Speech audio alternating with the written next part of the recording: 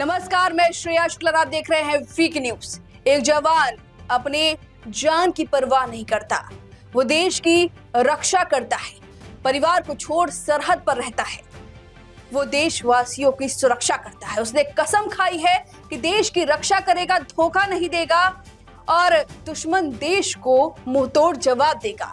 लेकिन इस सीआरपीएफ जवान ने दुश्मन देश की रहने वाली लड़की से प्यार किया, देश को धोखा दिया, देश से झूठ बोला। जी हाँ, ये सीआरपीएफ जवान है मुनीर अहमद। इन पर ये सब आरोप लगे हैं, इस वक्त कटघरे में खड़े हैं और इन्हें अपनी नौकरी से अब इन्हें बर्खास्त कर दिया गया है। जी हाँ, इन पर पहला आरोप है कि इन्होंने मीनल खान, जो कि पाकिस्तान के सियालकोट की रहने वाली हैं, जो इनकी बुआ की बेटी हैं, उनसे शादी की और सीआरपीएफ अधिकारियों को इसकी जानकारी नहीं दी। इतना ही नहीं, बिना वीजा के अवैध रूप से मीनल भारत में रह रही थी और ये सीआरपीएफ के जवान हैं, इन्होंने इसकी जानकारी नहीं दी। इसके बाद इन्हें बर्खास्त कर दिया गया। फिलहाल ये सबूतों के साथ सामने आए हैं। ये क्या कह रहे हैं इनको सुनवाएंगे, लेकिन सवाल बड़ा है कि आप सीआरपीएफ के जवान हैं, आपने इतना बड़ा झूठ कैसे बोला? आप सेना के बारे में इनपुट दुश्मन देश को भी तो दे सकते हैं। आपकी पत्नी मीनल खान, जो कि दुश्मन देश पाकिस्तान की हैं, वो जब भारत अवैध रूप से रह सकती हैं, तो क्या वो अवैध काम नहीं कर सकती? ये सब सवाल हैं जो अब लोग पूछ रहे हैं, लोगों का गुस्सा फूट रहा है। आखिर ये सब खुलासा भंडाफोड़ हुआ कैसे इस सीआरपीएफ जवान का, जो कि जम्मू कश्मीर में तैनात था, जिसका नाम मुनीर अहमद है? ये खुलासा तब हुआ जब 29 अप्रैल को पाकिस्तानी भारत से भगाए गए। जी हाँ, 29 अप्रैल को गृह मंत्रालय ने कहा कि जिनके पास भी लॉन्ग टर्म वीजा नहीं है, उन्हें तुरंत खदेड़ा जाए। इस वक्त तमाम तस्वीरें आपको दिखाई दे रही होंगी, अटारी बॉर्डर से चीखें सुनाई दे रही होंगी, जहां पर बच्चे छोटे छोटे अपनी मां से जुदा हो रहे हैं। दिल को झकझोर देने वाली ये तस्वीरें सामने आई हैं। लेकिन गेहूं के साथ कहते हैं ना, घुन भी पिसता है। भारत इस वक्त सख्त रवैया अपना रहा है, क्योंकि उसे अपनी देश की पड़ी है, अपने देश को सुरक्षित रखना है, क्योंकि उसके ही देश में, जम्मू कश्मीर में, उसके ही नागरिक गोलियों से भून डाले गए हैं। इस वक्त कोई भी चांस भारत नहीं लेना चाहता और इन्हें अब खदेड़ने के अलावा कोई ऑप्शन नहीं है। और सवाल उनसे कि जो पाकिस्तानियों के लिए हमदर्दी जता रहे हैं, पाकिस्तान खुद अपना गेट नहीं खोल रहा है इनके लिए, वो अपनी रक्षा कर रहा है, अपने ही नागरिकों को एंट्री नहीं दे रहा है। उन पर सवाल क्यों नहीं पूछते आप? वो अपने लोगों को ले ही नहीं रहा है। और इस सब के बीच मीनल खान भी पहुंची अटारी बॉर्डर। जब उन्हें भगाया गया तो सीआरपीएफ पहुंच गए वकील को लेकर। उन्होंने कहा कि हमारे पास वीजा है और कोर्ट पहुंच गए। तब ये मामला जाकर रुका। अब 14 मई को सुनवाई होने वाली है। उससे पहले सीआरपीएफ ने देखा इसने तो शादी कर ली और कोई जानकारी नहीं दी अधिकारियों को। इसके बाद इन पर एक्शन लिया गया और इन्हें बर्खास्त कर दिया गया। हालांकि अब सीआरपीएफ जवान सामने आए हैं और इनका कहना है कि गलत आरोप है। इन्होंने सारे सबूत दिए। जब 28 अक्टूबर 2023 को इन्होंने अपने कमांडेंट को एक लेटर लिखा और ये बताया कि मैं शादी करने वाला हूं, मुझे परमिशन दीजिए। पाकिस्तानी महिला है, इन्होंने बताया। और हालांकि अधिकारियों का कहना है कि हमने परमिशन नहीं दी, बावजूद इन्होंने शादी कर ली गुपचुप तरीके से। लेकिन मुनीर अहमद का कहना है कि हमने बताया, दस्तावेज भी दिए हैं और मेरे पास सबूत भी है कि हमने सब कुछ बताया है। और ये जो लोग कह रहे हैं कि टूरिस्ट वीजा पर इनकी पत्नी आई हुई है, बेगम आई हुई है, ये इनके पास लॉन्ग टर्म वीजा भी है, इनके पास सबूत भी है। और अब ये गुहार लगा रहे हैं प्रधानमंत्री मोदी और अमित शाह से कि मैं जवान हूं साहब, मेरे साथ ऐसा कैसे हो रहा है। जरा आप इन्हें सुनिए, ये क्या कुछ कह रहे हैं। उसमें लिखा गया है कि क्या आप है लेटर में? क्या है? लेटर में ये चीज़ भी वो मेंशन कर रहे हैं कि निकाह के बारे में जवान ने सूचित किया है।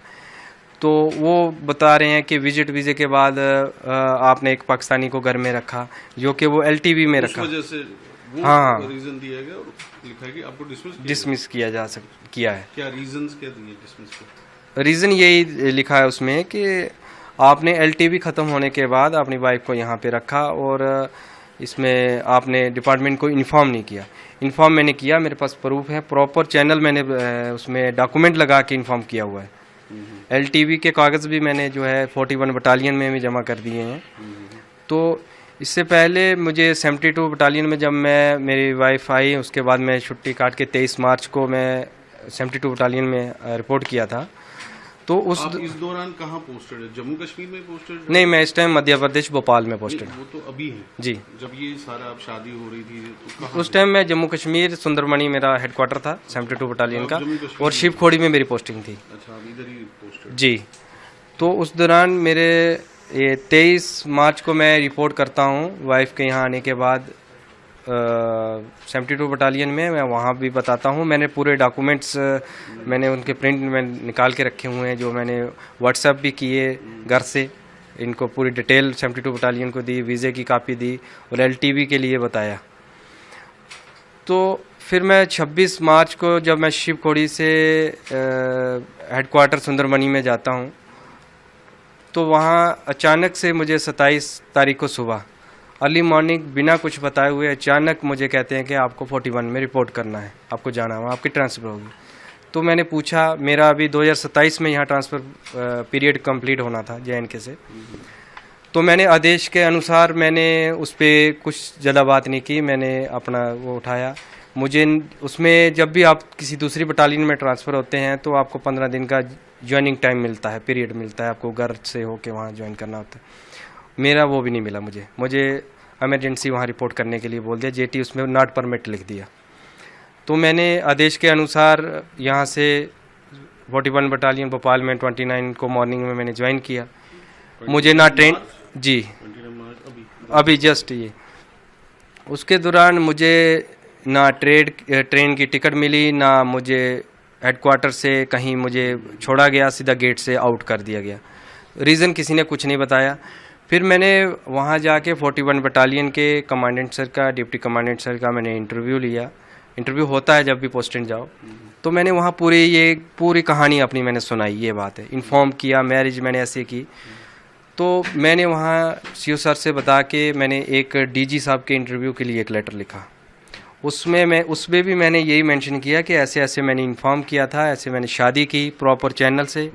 अब शादी करने के बाद अचानक से मुझे यहाँ ट्रांसफ़र कर दिया गया, इसके पीछे का कारण मुझे मालूम नहीं है। वो एप्लीकेशन अभी मेरी अंडर प्रोसेस में है DG साहब के इंटरव्यू के लिए। उसमें मैंने पूरे डॉक्यूमेंट्स लगाए हैं, वीज़े की कापियाँ लगाई हैं, मैरिज सर्टिफिकेट लगाए हैं, A to Z DG साहब के लिए भी मैंने लिख के वहाँ दिया हुआ है। फिर उसके बाद मैं कमांडेंट सर के नाम पे मैंने एक इंटीमेशन लिखा अपनी शादी के बारे में, क्योंकि न्यू बटालियन थी, तो मैंने उनको भी इन्फॉर्म किया प्रॉपर। उसमें LTV के कागज़ भी लगाए कि इस टाइम LTV में स्टे करते। उसके बाद ये सब इंसिडेंट हुआ तो मैं छुट्टी आया, फिर आपको मैंने पहले बता दिया ये सब हुआ। तो कल अचानक से मुझे ये डिसमिस फ्रॉम सर्विस का ये आ गया। तो मैं तो इस चीज़ से हैरान हूँ, तो परेशान हूँ कि ऐसा क्यों हुआ। मैं यही प्राइम मिनिस्टर साहब से, होम मिनिस्टर साहब से अपील करना चाहता हूँ कि एक जवान होने के नाते ही मेरे साथ इंसाफ किया जाए कि ऐसा क्यों। जब मैंने प्रॉपर चैनल 2024 में शादी कर रहा हूँ, 2022 से मैं डिपार्टमेंट को लगातार सूचित करता आ रहा हूँ, वो डिपार्टमेंट जानता भी, हर कॉपी मैंने उनको दी है। और ये LTV की बात, ये FRO कंसर्न के पास ये मेरे पास पेपर हैं, ये आप देख सकते हैं। Has been referred to higher authority for approval के लिए MHA को जा रखा है हायर अथॉरिटी के पास। तो मुझे बताओ कि इसमें कहाँ पे इलीगल हुआ है, जहाँ आप लोग देख सकते हैं डायरेक्टरेट का क्लियर आर्डर है, सूचित मैंने किया है CRPF को, वो क्लियर लिख रहे हैं कि हमें इन्फॉर्म नहीं किया। एक चीज़ उन्होंने मेरे डिसमिस आर्डर में मेंशन की है कि हमें निकाह के लिए सूचित किया। निकाह ही तो होता है शादी, वही तो की है, उसके अलावा तो कुछ नहीं है उसमें। तो मेरी होम मिनिस्टर साहब से और प्राइम मिनिस्टर साहब से ये अपील है कि वो पर्सनली तौर पे इस चीज़ के ऊपर देखें कि एक जवान के साथ ये क्यों हो रहा है। जो होम मिनिस्टर साहब की जो गाइडलाइन आई है जो एग्ज़िट परमिट वीज़े के लिए, मेरे ख्याल से जहाँ तक मेरी समझ है ये टोटली उसके खिलाफ है। आपको मैंने दिखाया भी है, उसमें वैलिड भी है, न्यू वीज़े LTV ही इशू होंगे, उस पर ये ऑर्डर एप्लीकेबल भी नहीं है।